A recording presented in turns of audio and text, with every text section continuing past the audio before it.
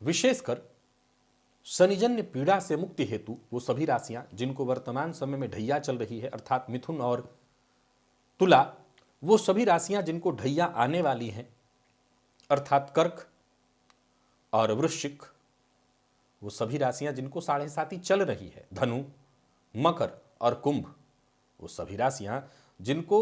7.5 से मुक्ति तो खैर मिलने ही वाली है धनु को, लेकिन मीन को 7.5 प्रारंभ होने जा रही है। और वो राशि जिससे शनि अभी पंचमस्त चल रहे हैं, कन्या, तुला राशि से शनि पंचमस्त होने वाले हैं। आप सभी को, वैसे तो मैं कहता हूं सबको, आज प्रातःकाल स्नान आदि से निवृत्त होकर के, अगर आप आज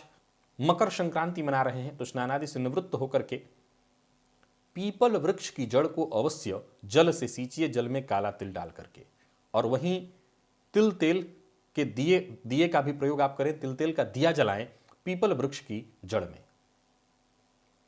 वृक्ष की 3 या 7 परिक्रमा करें। और साथ ही साथ आज शनि मंदिर आपके घर के आसपास कहीं है तो शनि मंदिर में जाइए, शनिदेव का दर्शन करिए, तेल चढ़ाइए।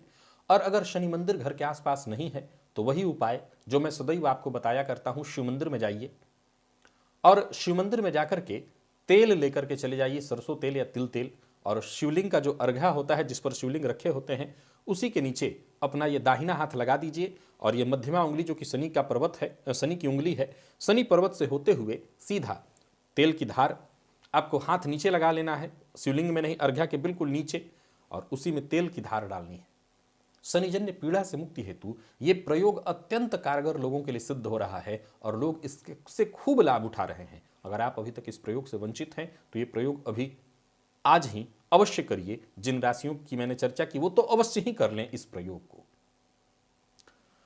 अब उस सूत्र की ओर चलते हैं। ये सूत्र है श्रीयोग। जन्म कुंडली में द्वितीय भाव अर्थात धन भाव और नवम भाव के स्वामी अगर युति बनाकर केंद्र में बैठे हों, अर्थात 1 4 7 10 जन्म कुंडली का पहला भाव, चौथा भाव, 7वां भाव अथवा 10वां भाव,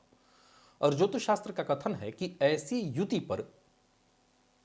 किसी शुभ ग्रह की दृष्टि पड़ जाए तो ये बड़ा ही श्रेष्ठ राजयोग है, और ऐसा जातक निसंदेह बहुत बड़ा पद हासिल करता है और मात्र जीवन के 22वें वर्ष के बाद ही समाज में उसकी प्रसिद्धि फैलने लगती है। श्री योग के बारे में फिर से याद समझ लीजिएगा। द्वितीय भाव और नवम भाव के स्वामी केंद्र में हो, 1 4 7 10, और ऐसी युति पर किसी शुभ ग्रह की दृष्टि हो। मान लिया जाए मिथुन लग्न की कुंडली हो तो वहां नवम पति शनिदेव बनते हैं, द्वितीय पति चंद्रमा बनते हैं। अगर इनकी युति हो तो ये तो विषयोग भी हुआ। बिल्कुल हो सकता है विषयोग, और विषयोग के कारण मानसिक अशांति से भी मैं इनकार नहीं कर रहा हूं, लेकिन मैं फिर उसी बात को दोहरा रहा हूं कि ये युति हो और इस युति पर किसी शुभ ग्रह की दृष्टि, जैसे गुरु की, जैसे शुक्र की दृष्टि पड़ जाए, जैसे किसी भी पापर ग्रह से युत न हो ऐसे बुध की दृष्टि पड़ जाए, तो ऐसा जातक निसंदेह